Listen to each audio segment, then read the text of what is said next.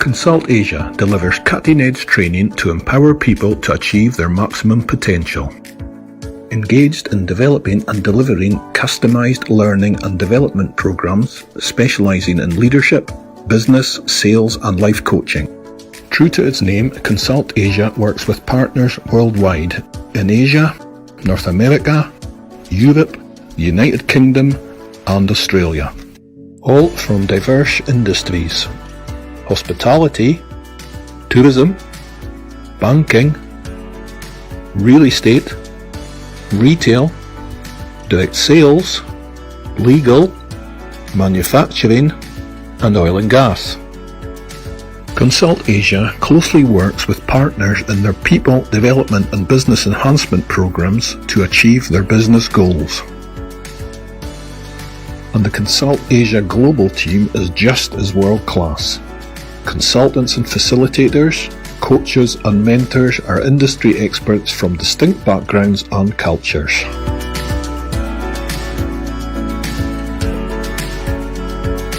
Consult Asia delivers only high-quality training solutions and proactively pursues strategic alliances with global firms and consultants to stay ahead in the industry.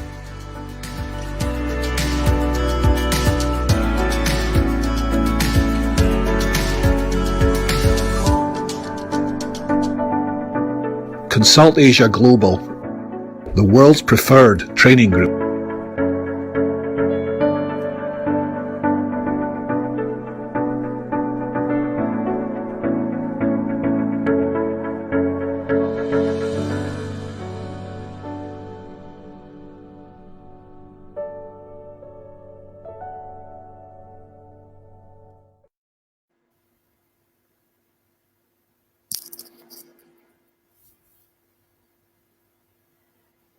Hello everyone, welcome to my Facebook Live. My name is Tinette Cortes, and every week I invite very good friends of mine to join me and share their inspiring stories and life lessons, which I hope will be of immense help to all of you. My mission is to encourage you to believe that you have the capacity to develop psychological vigor, that one thing that enables us to get going despite all the adversities coming along our way. So this weekly show, my training company, Consult Asia Global, as well as the book that I'm currently writing, are all about helping people develop psychological vigor. And today's episode is entitled The Gift of a Lifestyle Shift. We all know that more and more people are being diagnosed with cancer all over the world, and many survive it if diagnosed early.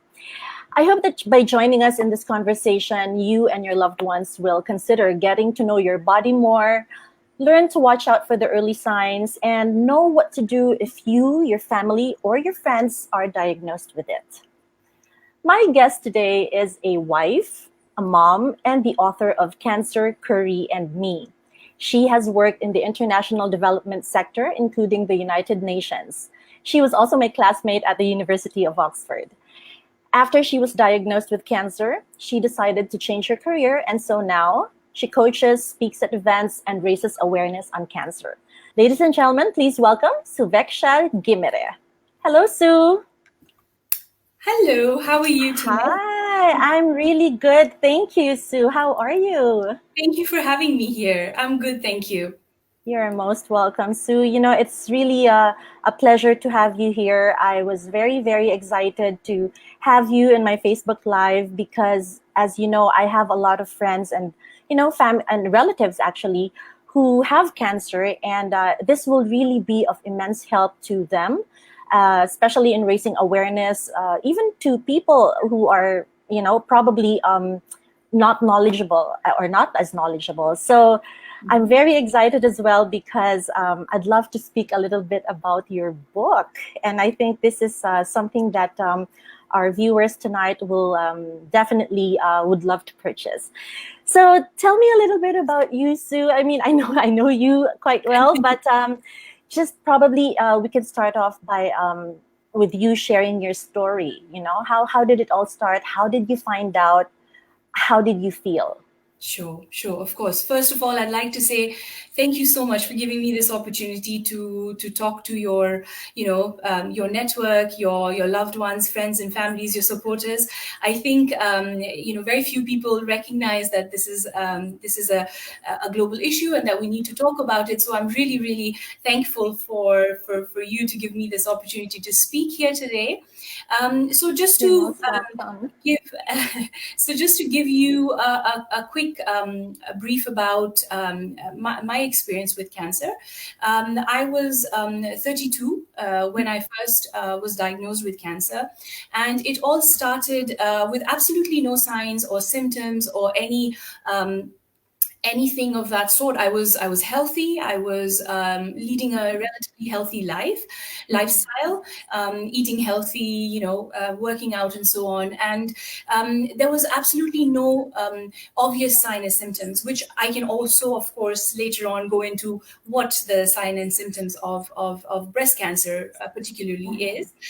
But it all started off with, I think, just having that gut feeling, that feeling that something was not right, and that my body, my breast, did not look like it used to before. There was something that was a little bit off, or so that led into believing that something was not right. And then, of course, I did a self-examination to see if there was a lump. There was not, but I wanted to make sure that it was, my mind was put at ease, and wanted to make sure that this was nothing. And so I investigated it further, and then one thing led to another, and then I went to see the doctors, and then it led to an ultrasound led to a biopsy, and after the biopsy was when it was confirmed that I was diagnosed with grade 3, stage 2 cancer.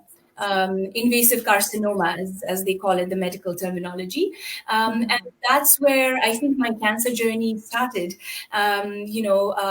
It was, I'm sure everybody who's gone through a massive, adversity in life, or have had some sort of a disease, will know how shocking it Yeah. is when you first find out Yeah. about something like this. But it of course came to us as a shock, Mm-hmm. me, my family, because we have absolutely no history of cancer in our family.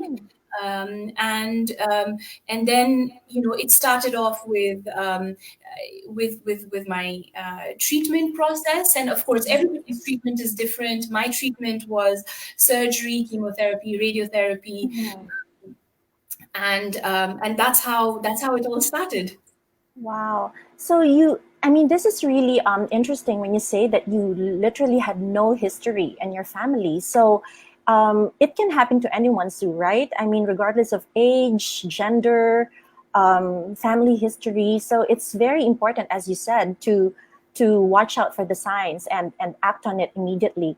But Yeah. yeah, but Sue, we know that many people fear cancer treatment, right? And I think it will help if you can share with us what the whole treatment generally involves. I mean, what did it take for you to make that decision as well to proceed with the treatment? Sure. So just to kind of go back to, when you mentioned that it could happen to anyone, Mhm. absolutely. I mean, unfortunately, although there is a lot of research that's being done on cancer, there is absolutely no proof of what causes cancer. And because of which it could happen to anyone at any age, unfortunately. And sadly, it's becoming common. In fact, in the UK, they say that one in every 10 women will get breast cancer in their life, Okay. which is a shocking fact, but also it's not something that we should fear, because over time, the treatment of cancer has gotten better, and the survival rate has increased quite a lot. And therefore, we can talk more about, how we can watch out for this. But of course, if we look out and get to know our body more, then I think we can certainly get diagnosed at an early stage. And the second part, talking about what a cancer treatment involves. Um, Mhm. There are for various cancer cases, there are different kind of treatments and different kind of medications that is involved. But for my particular case of cancer, it was cancer only on the because it was at an early stage. It had not spread too far, so it was only as a lump in my right breast. So my treatment started with a surgery, which was to remove the cancer cell, but it also led to a complete mastectomy because of the nature of cancer in the breast. If it's of a certain size and beyond, it doesn't make sense to just remove the cancer tumor, but it's better to just take the entire breast out. So it was a complete mastectomy, followed by chemotherapy, and then radiotherapy. So chemotherapy, like you mentioned, people do fear the treatment of cancer, and that is why, because chemotherapy is the main reason why people fear the treatment of cancer, because chemotherapy is very, very strong. It affects almost every part of your body because it involves killing all the good and the bad cells that are in your body. Because they think, chances are that because cancer is quite cellular, it goes in a cellular level, chances are that it could go into other parts of your body without knowing or being able to trace it, because they can be very, very small and untraceable. So chemotherapy, basically the drug that's used for chemotherapy, is something that goes into your entire body and kills any good or bad cell, and it will kill the cancer cell as well, and also it will kill some of your regenerative cells, which are, like, for example, your hair, your nails. So that's also why most chemotherapies, you'll lose all your hair. Not all the treatments, but some you'll lose all your hair. And then you also experience that your nails are also affected. Almost every organ of your body can be affected. Your stomach, your lungs, and so on, depending on what type of cancer you have. So that's chemotherapy. And then after chemotherapy, I had about 6 rounds of chemotherapy, and then I had radiotherapy. Radiotherapy is very, very specific. It focuses on the area that had cancer. So in my case, it's the right breast, and it's done at a very, science and medicine is advanced so much. I'm quite impressed also by, how much of research has gone behind it, is that they take very, very precise calculations of your body and the position of your body before they start radiotherapy. So every time you do radiotherapy, it focuses on the same part of your body, and it doesn't go anywhere else. So radiotherapy is basically passing rays, radioactive rays, into your body to kill any cancer cells, if there are any around your body. So that is my overall treatment process. That was my treatment process. Okay. Well, that's interesting, Sue. Thank you for sharing with us, because you're absolutely right that people are probably scared to go through it because they don't know what it's about, or they anticipated, they probably anticipate the pain, and all the inconveniences that might come with it. But in reality, as you said, it's very important to gain a thorough understanding of the whole process and the benefits as well. So so the whole treatment, Sue, from the chemo to the radiation therapy, how long did it take for you to go through everything? Okay. So basically the surgery, after the surgery, they require about 6 to 8 weeks before you recover, before you start any other process. So it was 6 to 8 weeks after my surgery was when chemotherapy started.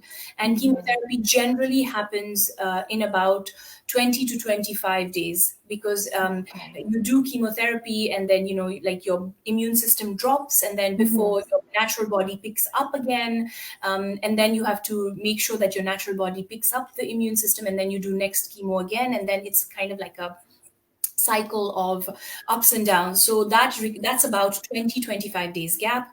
And then you do the next one again. So that was on and off. It took me about 5.5, 6 months for my chemotherapy. And then you have to wait again for some time before you start radiotherapy.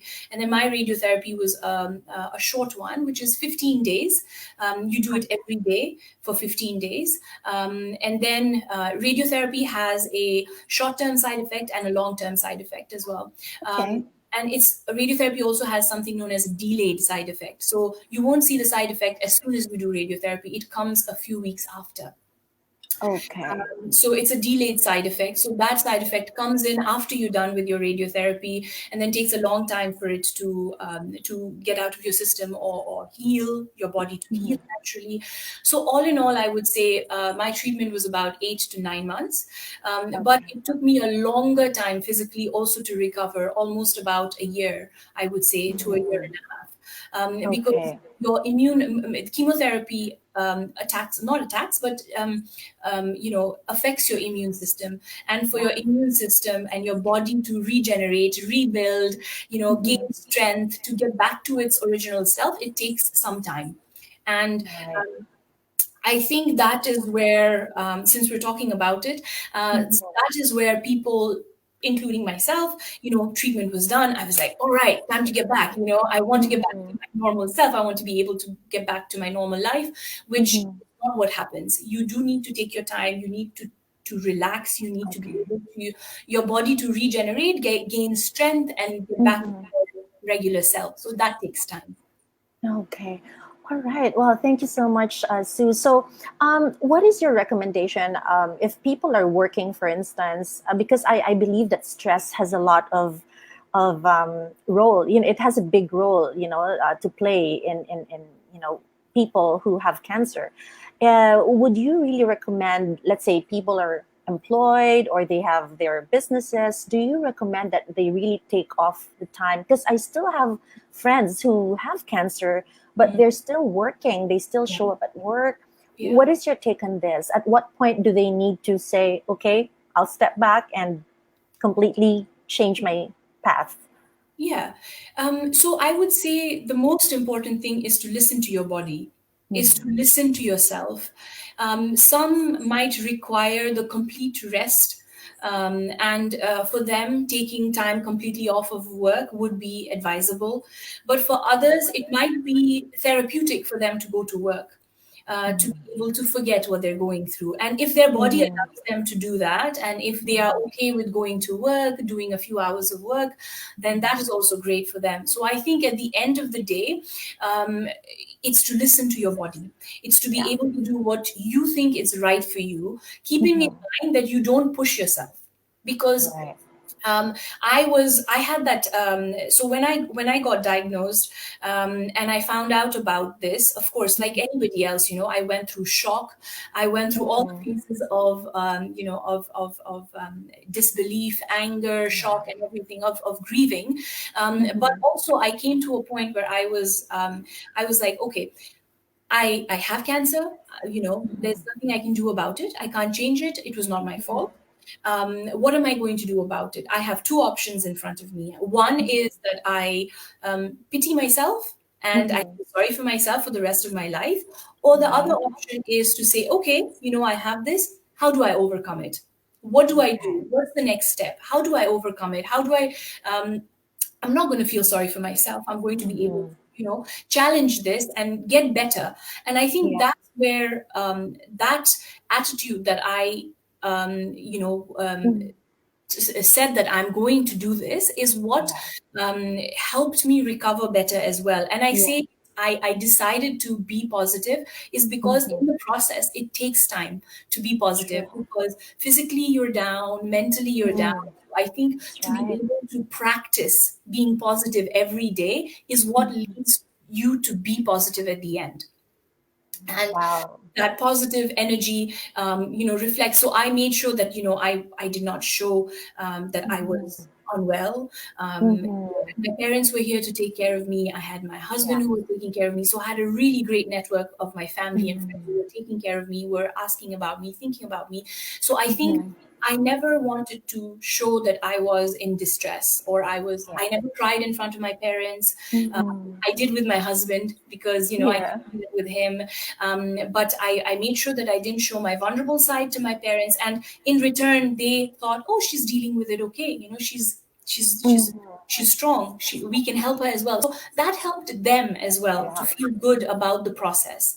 And, so that might be a little bit of trying to restrict yourself from not feeling your emotions, but also it happens. I did feel my emotions and I did come to terms with what I was going through, but in my own time. And I wanted to do that. So when I felt like crying, I cried. When I felt like feeling angry, I felt angry.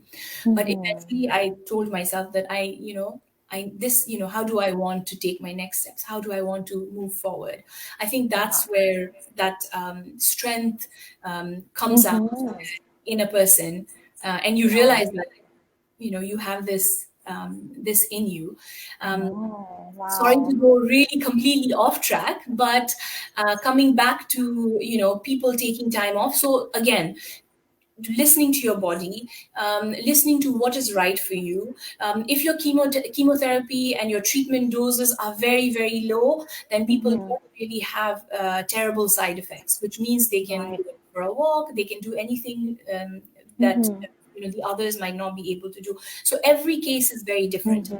If there's another person who has the same type of cancer as me, same ethnicity, same age, same everything, but their reaction, their side effects, their treatment process will be completely different. So in case, I think we all ought to listen to ourselves, listen to our body, and see if we need time off or we don't. And I think we live in a world right now, Tinette, you really pointed it out, that stress is a very big factor where it's not only cancer, but also it leads to your health deterioration. And it affects you mentally, physically. And that is due to stress. We don't realize that it is, but there's so much pressure put in our lifestyle these days that it leads to stress, and then stress leads to compromised immune system. And then once your immune system is compromised, then there are varieties of diseases that can, that can overcome your immune system. So I think to stay away from stress, to be able to take a step back and breathe. And also, what I would also like to quickly mention is that while talking about treatment process, I am a big believer in science. I do believe that chemotherapy was the right decision for me. The drugs, the medicine that I took was the right decision for me. But I also know a lot of people who believe in alternative medicine and the treatment, which I think to them, if it works, the holistic approach, then that's great. For me, it was a combination. So I went back to talking to my grandmother and asking her, what do I do here? I feel nauseated. So she was like, oh, have you tried ginger? Dry a few pieces of ginger and just make sure you suck on it all day.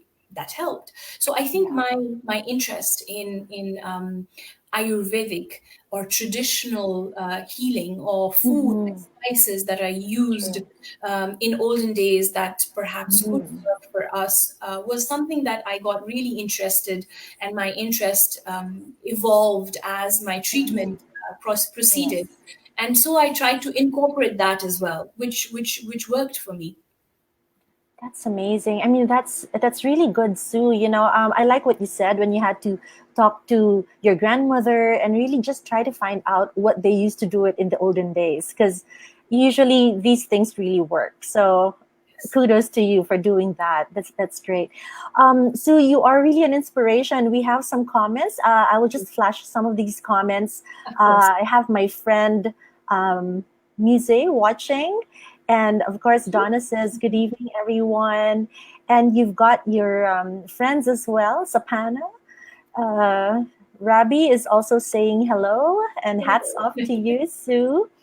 And then, of course, we have Kumari saying good evening. And thank you for watching as well, Kumari. And of course, Rabi here says, you are the winner and you are an inspiration to all to fight with cancer. So that's absolutely true, Sue. You are indeed a living inspiration to a lot of people. Sapana also says, congratulations. Navin says, great. And then, of course, we have other friends like Laxman is watching, Maria, and Annette. We have an interesting comment here from my friend Cheryl, and she says, my cousin had stage 4 cancer. She was advised to have chemo, but she opted for holistic or alternative medicine, which exactly what Sue was mentioning earlier, Cheryl. She had something called mistletoe treatment. Okay. I think she also had, what is this? She had regularly vitamin C infusion, I think. Okay, and then she also says she was able to beat cancer by eating clean to starve the cancer cells. She eats mostly a plant-based diet. So this supports what you just said, that eating healthy, eating clean is so important, and we're going to be talking a little bit about that later as we explore your lifestyle shift, because this is so important. Thank you very much for that comment, Cheryl. I think this is a good piece of information for all our viewers as well. Absolutely. Okay, so Sue, I'm curious how cancer transformed your life, both physically and mentally, because we all know that you look great now. I mean, wow, you're healthy, you're a mom, you're doing the things you love. And I fully support what you said, that staying away from stress is so important. And that's why we have to surround ourselves with people we love and who are supportive and positive. And if it's also possible to stay away from activities that stress us out or that are negative, and just focus on doing things that we are passionate about and then that bring us joy. So it's so important. So what about you, Sue? How did cancer transform you both physically and mentally? Sure. I think you've put it very rightly. There's so much going on in our life, and there are some things that we can avoid, and there are some things that we cannot avoid.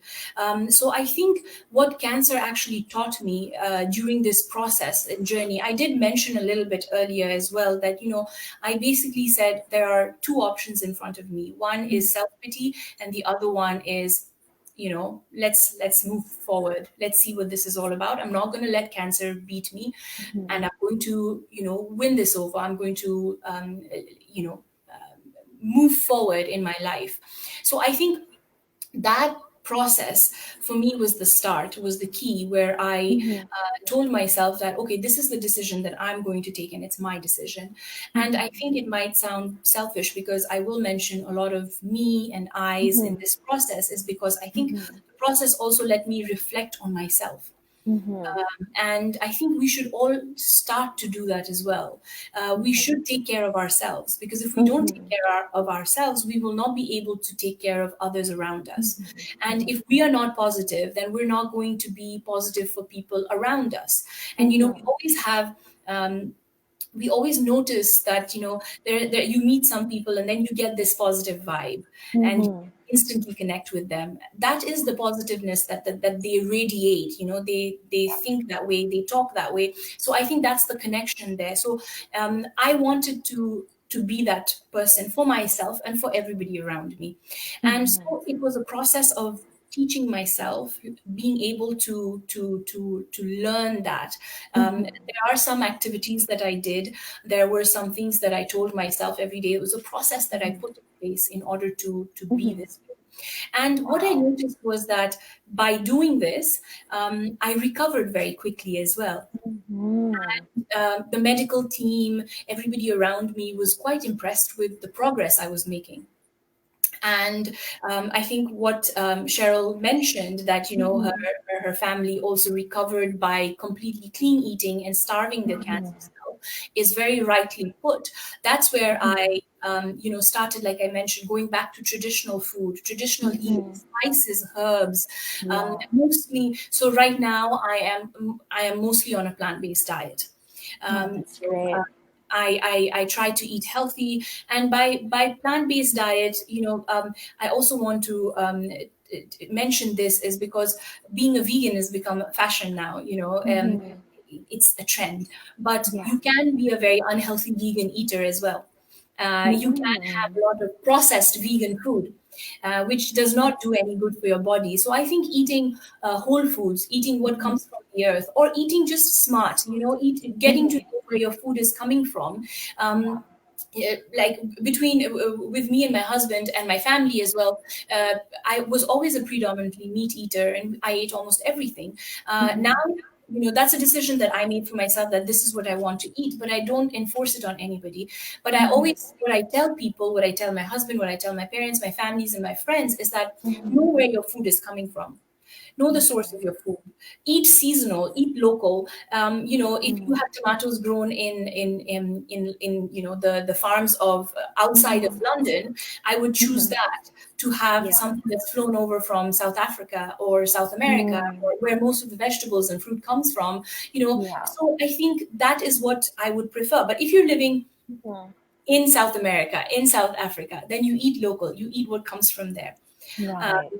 So I think that is very, very important to be to do that. So I think physically, what I did, meant, so that first I spoke about the mental, the focus on mental capacity and training myself to be positive, and then followed what I put was also the products I used, because we do notice that there is so much of product in, like the things that we use on our body, like face wash, detergent, cleaning products in our house, makeup, and so on. So I tried to read a little bit more about it, made myself aware of what are these things, what I should use, what I don't choose to use, and so on. That was another. And then the third was being physically healthy. And by that, I mean, previously, before cancer, I mentioned that I was leading a relatively healthy life. My lifestyle was quite good. I would eat healthy. I would go to work. I did have a lot of stress in my life, and workout or going to the gym, doing meditation or doing yoga was optional. It was if I had the time to. So it became once a week, or a few days a month option. But now I've realized that that is a priority. Being able to do even 10 minutes of breathing exercises, pranayam as we call it.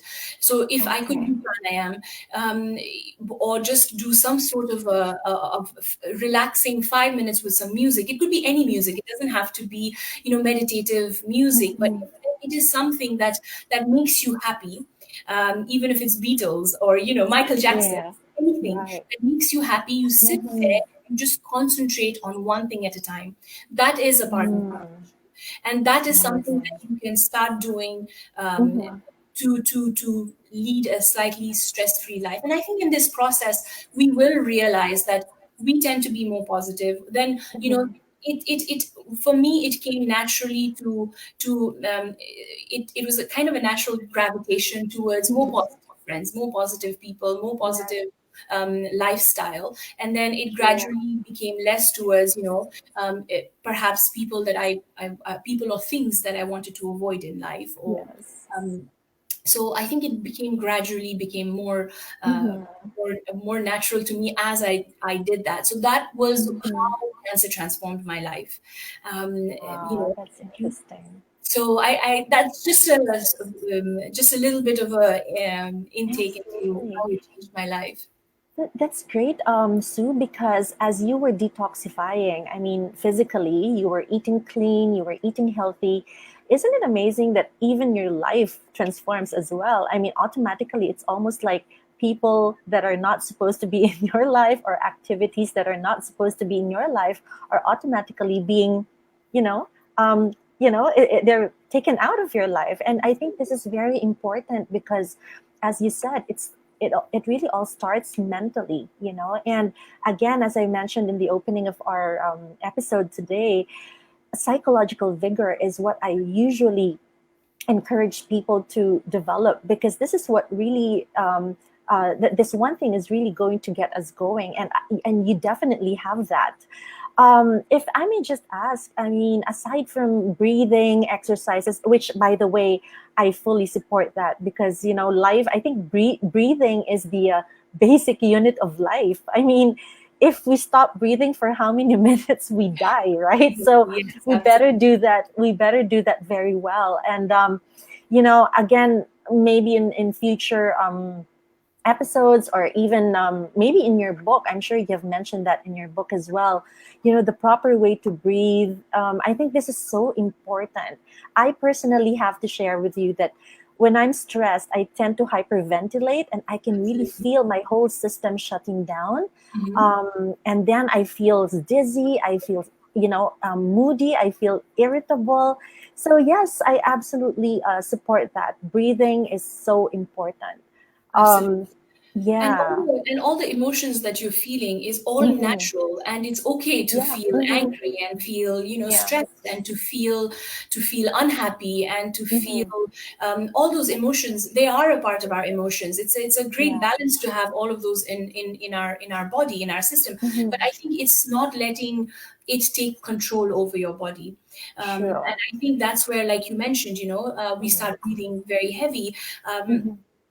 Just being able to relax and breathe heavy, and to be able to control your breath is what Hmm. is very important. And I think that is True. what would help all of us just calm Hmm. down. We notice that if something Yeah. really happens, we just all go that True. that's our natural way of Hmm. dealing with, and that's breath. We don't Yes, realize that's that true. that's our breathing, that's our natural body telling us to relax. And I think that's a great sign to listen to your body.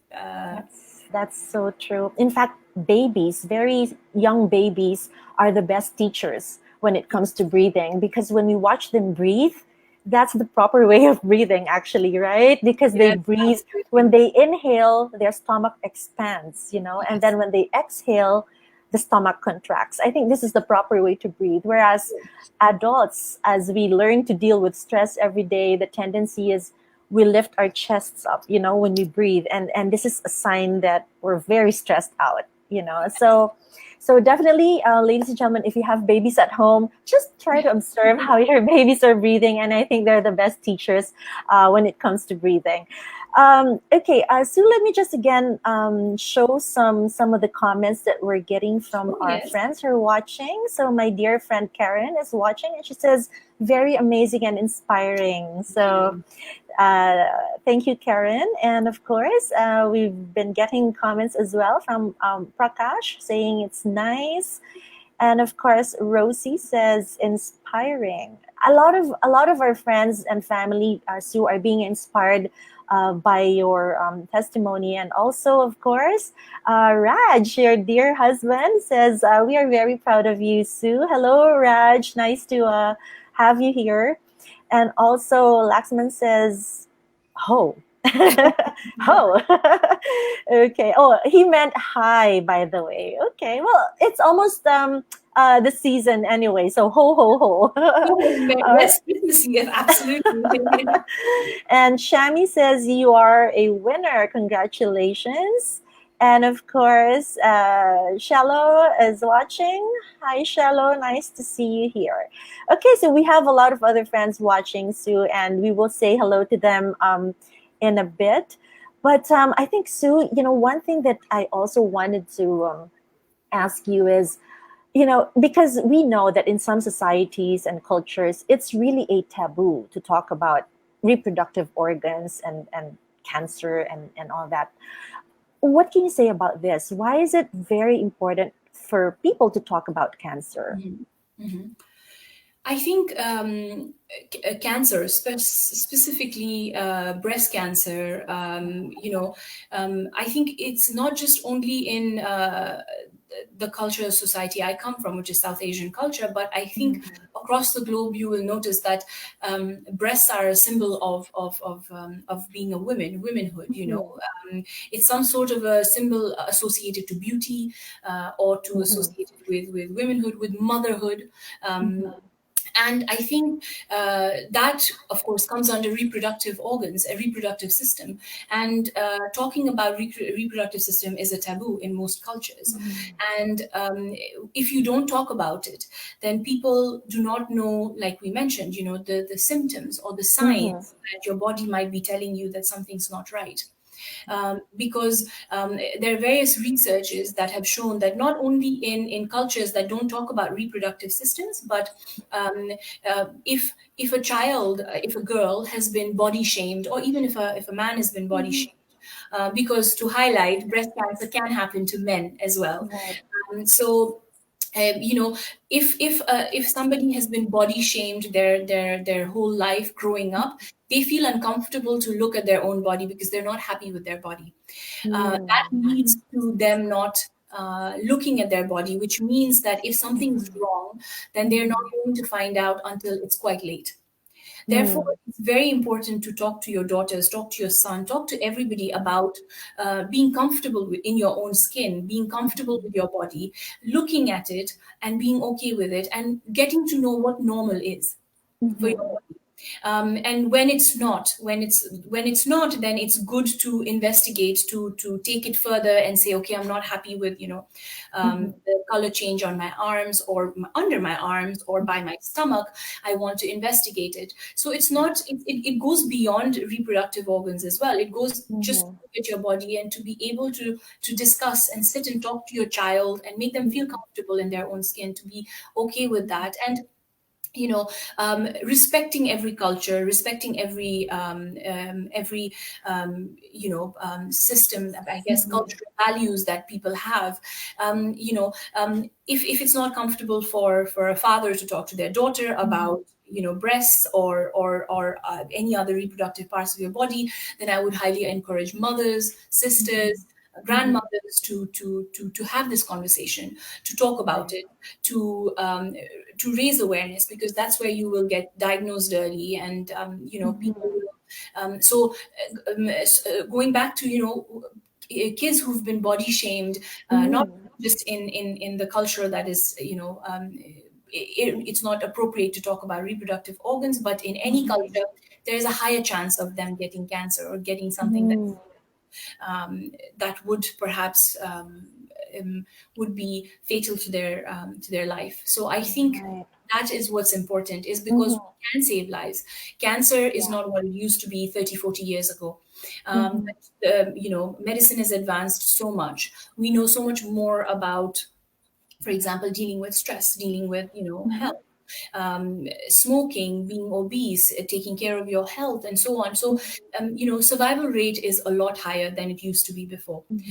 And that's also why although it's not easy to talk about, your treatment, your process. It's very difficult for people. It used to be very difficult for me as well. And at certain instances, it is still is difficult for me, but it's important to talk about it. It's important to raise awareness, because people want to hear positive stories as well. People want to hear that 4 years down the line, I'm leading a healthy life. I'm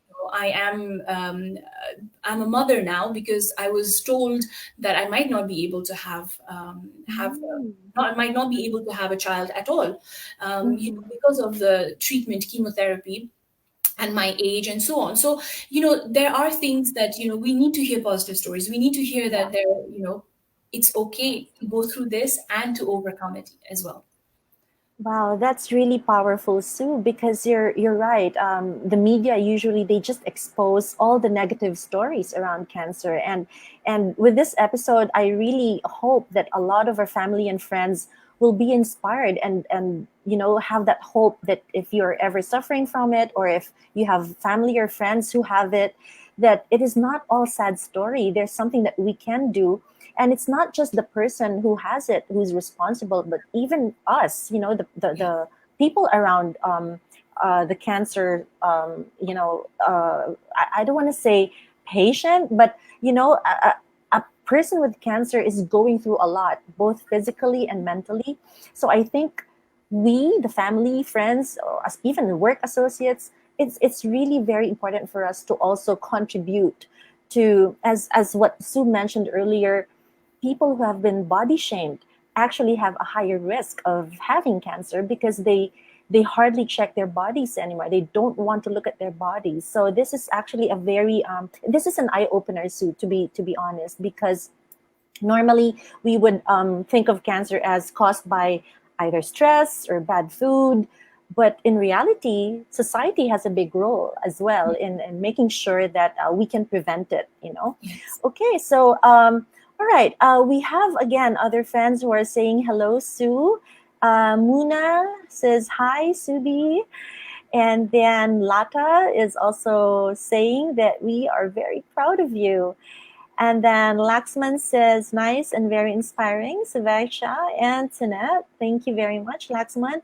And of course, Jinky is also saying, this is a very good topic. Thank you for this. You're welcome, Jinky, and I'm glad that you're watching. And of course, my friend Cheryl says it's a very helpful topic. Thank you.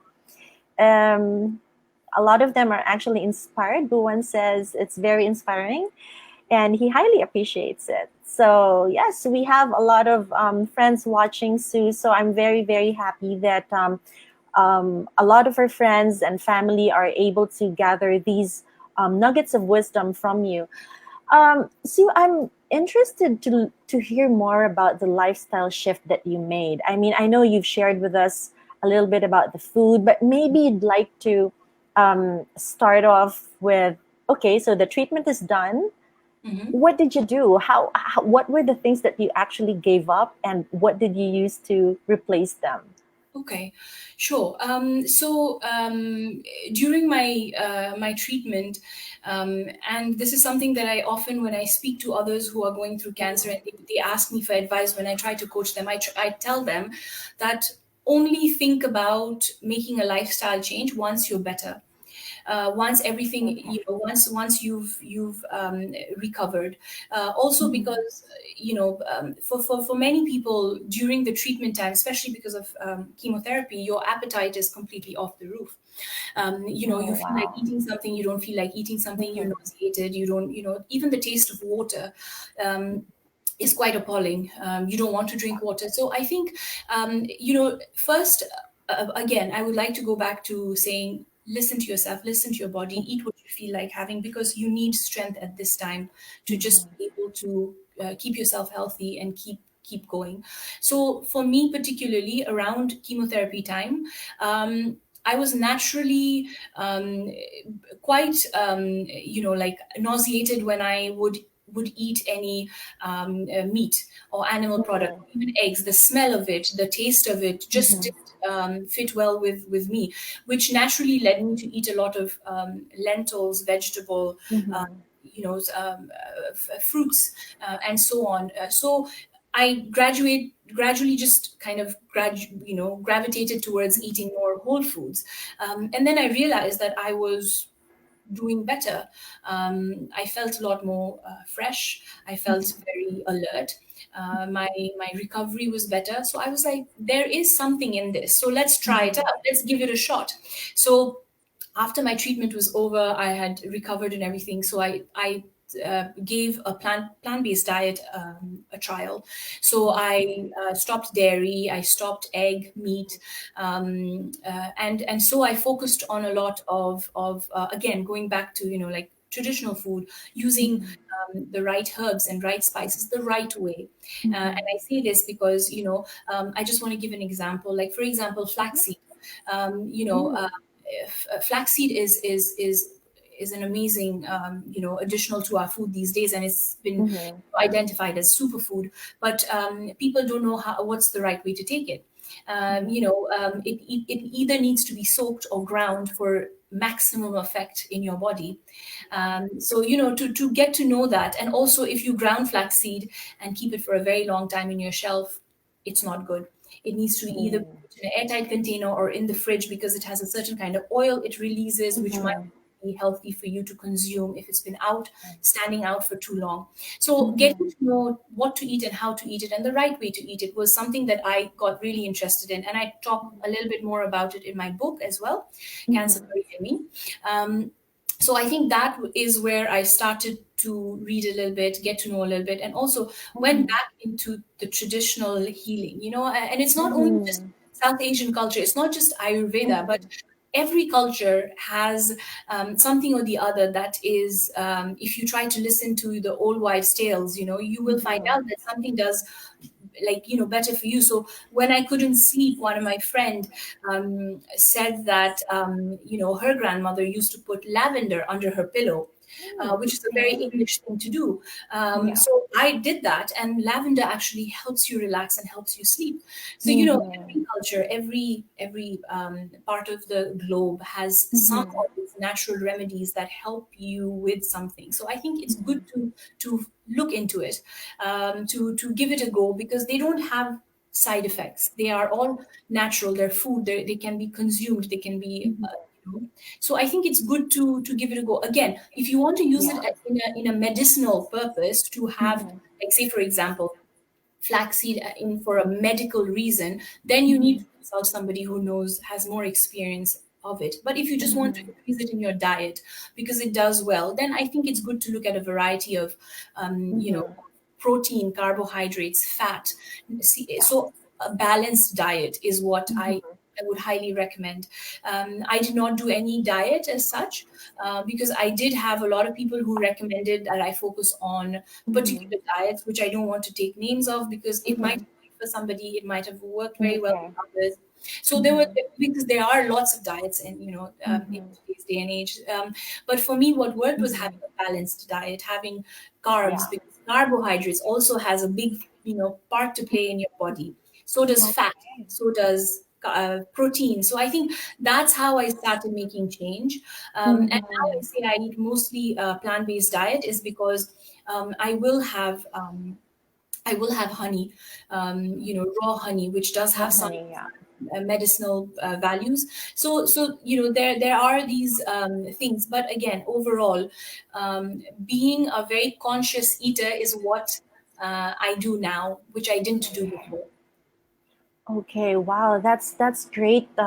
Those are really great tips, Sue. Thank you for that. And earlier in our episode, you mentioned also something about cosmetics. Like makeup, and I mean, this is interesting. I didn't even know about that. So, what should people watch out for? I mean, if they have cancer, what are the kinds of, say, cosmetics or lotion or creams that they should use? I mean, what should they look for? What should they avoid? Yeah.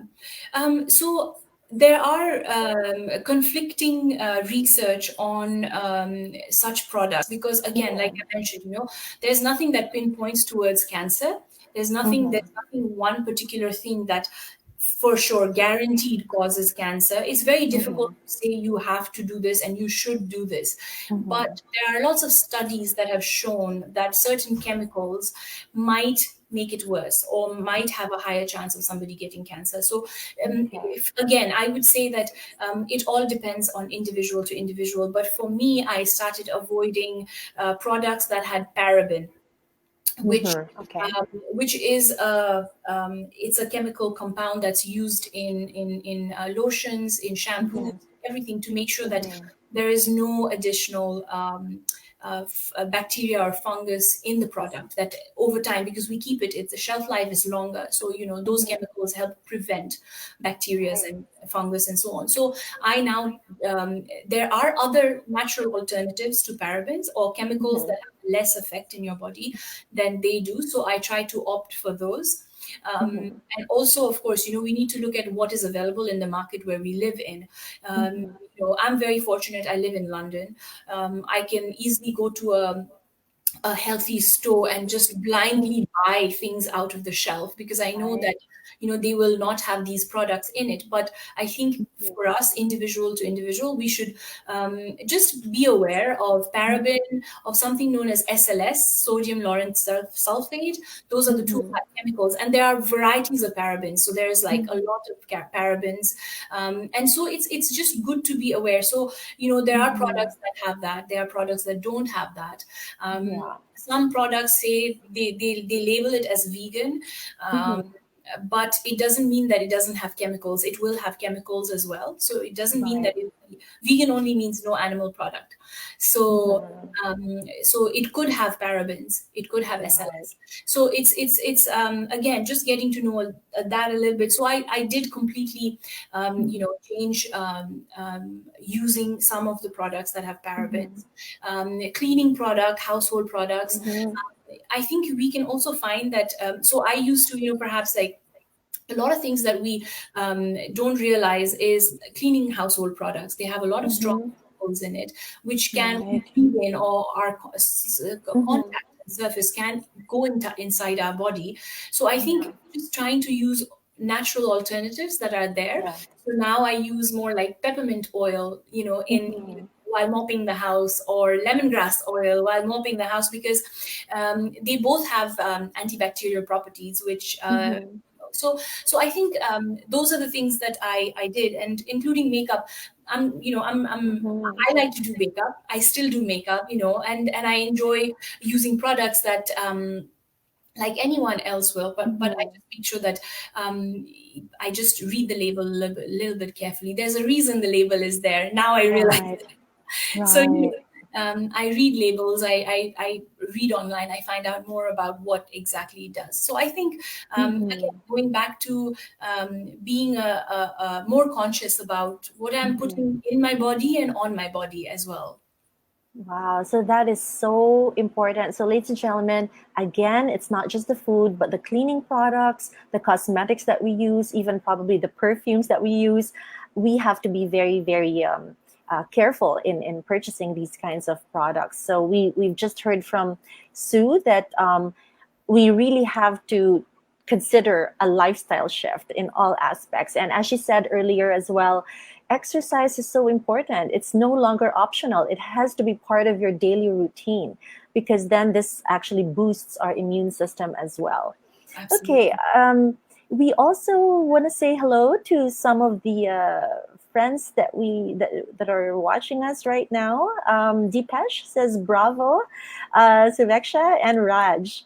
And then, of course, my dear friend from London. She's not very far from you, Sue. Mrs. Glazer, Rizalina Glazer says hi.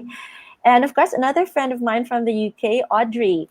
She's based in Swindon, and she says, hello, Tinette and Sue, watching from the UK. This topic is very close to our hearts, having lost family and friends to this illness. Thank you for raising awareness and for sharing this inspiring story. You're very welcome, Audrey, and thanks for watching. Also, we have Umesh who says, inspiring, and you're a true warrior, Sue. Wow, Sue. I mean, I knew that a lot of our family and friends are going to be inspired by this episode. And Dakal says it's very inspiring. And we have a comment here from Asian Pharmaceuticals. Breast cancer is really a taboo all over the world. In case of closed society like Nepal, it's even difficult to diagnose and get proper treatment. Congratulations, Suvekchya Ghimire, for winning it and speaking on it. There you go, Sue. So, yes, and before I get into the last portion of our episode tonight, Laxmi also says, great, Subu.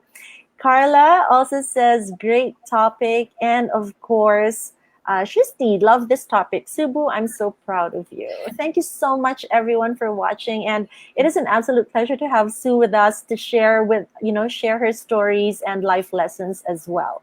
So, Sue, you've already shared a lot with us today. I'd like to ask you to say a little bit about your book. This is a very interesting, how would I say, miracle, that came out of this whole experience that you had with cancer. Please tell us a little bit about it.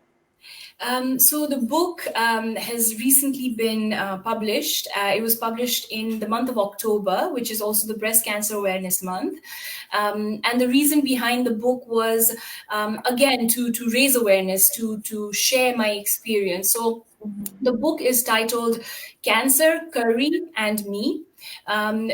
So it has as the title suggests, it has three parts to the book. The first one is cancer, where I talk about my experience with the entire treatment process. So I talk a lot in depth about chemotherapy, radiotherapy, how I felt, what happened to me, what were the changes in my body.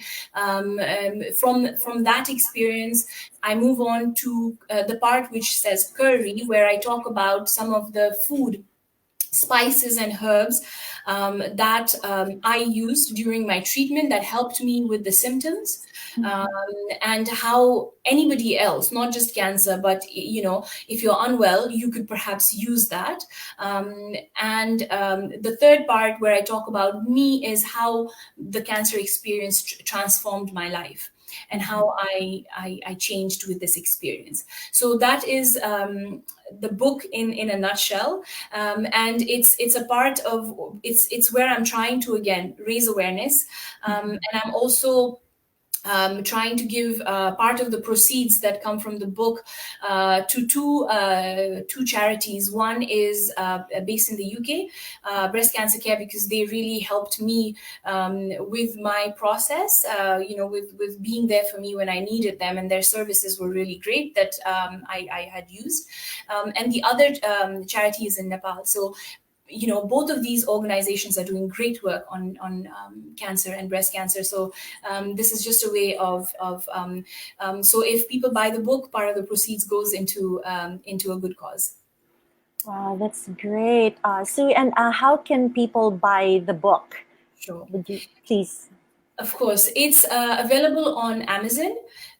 So it's available on Amazon USA, Canada, Europe, UK, Australia, and for some parts in Asia, Amazon I think does have service of delivery, but I think it just takes a little bit longer.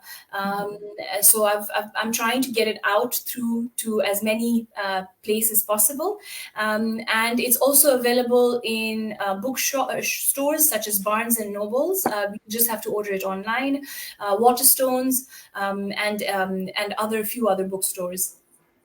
Fantastic. That's great, Sue. Okay, Sue. So I guess just to wrap up, would you like to share with our viewers what the big message is? Sure. I think the big message here is get to know your body, listen to your body, and most important of all, focus on the positive. Life is really beautiful. Focus on those beautiful moments and just be happy. And come what may, you'll be able to deal with the adversities of life. Wow, that is so beautiful. Thank you very much, Sue. And just before we end the session, again, my friend Lurleen says, thank you so much for this very inspiring topic. And of course, Sunil says, Sanguine Warrior always wins. Congratulations, Suvekchya, ma'am. You are truly persuasive. There you go. And of course, we also have another message from Nishal. It says, inspiring story to motivate all warrior fighting against breast cancer. We are very proud of you. There's a question here from Rosie. What about in Myanmar? Can they order the book over there? Unfortunately, I think because Amazon is not available in Myanmar, the book is not available at the moment. But I have had a few interests from Myanmar, so hopefully we can get the book out there as well. When it does, I will certainly put it up on my Facebook and my Instagram, where I keep updating information about the book and my lifestyle. So if anybody wants, some tips and to get in touch with me, I have an Instagram account, which is Health Life Spice. And also my Facebook, where you can get updates on both. But I'll certainly give more information. There is actually, if people are interested to read it over Kindle, the book is also available on Kindle. You can download the Kindle app on your phone, or any device that you have, and you can read it on Kindle. Sadly, it's not the physical copy, because somebody like me, I love the physical, reading a book with the physical copy, but the book is still is available on Kindle. That's great. Okay, thank you for that, Sue. And also, again, Karen says, yes, true, and always be grateful. I think gratitude is also important to feel good about life as well. Thanks for sharing, Miss Sue. And another friend of mine, Irene, says, thanks, Sue, for sharing your fight against cancer to the world through your book. So thank you very much, guys, for your support to my dear friend Sue. And Sue, I really, really would love to say thank you. And I hope that more and more people will benefit from the book that you just published recently. And of course, it's really an absolute pleasure to have you here with me. I know it's been a while since we were together in the UK because of this pandemic, but thank you very much for joining me in this episode. And we were really, truly inspired by your stories and the lessons that you shared with us. Thank you. I mean, thank you, Tinette, so much, because recognizing this and giving it priority and opportunity to speak to everyone through your Facebook Live message, it's really great. So thank you so much. Thank you so much. I really appreciate it. You are very welcome. And this Facebook Live is actually going to be just on my Facebook page. So for those of our family and friends who are not able to join us tonight, they can still access it on my wall. So I would like to invite everybody to please, again, like my Facebook page so that anytime you can, be updated, with my weekly episodes. And of course, if you'd like to watch Sue's episode with me tonight, it's going to be there on my wall as well. And of course, I'd also like to invite everybody to visit the Consult Asia Global website, www.consultasiaglobal.com, and to like our Facebook page as well, Consult Asia Global Group. So again, Sue, thank you so much. And to all our family and friends who joined us tonight, thank you very much for all your comments, your insights, as well as your support. So again, thank you very much. See you again next week. See you. Bye. Good night for now. Bye.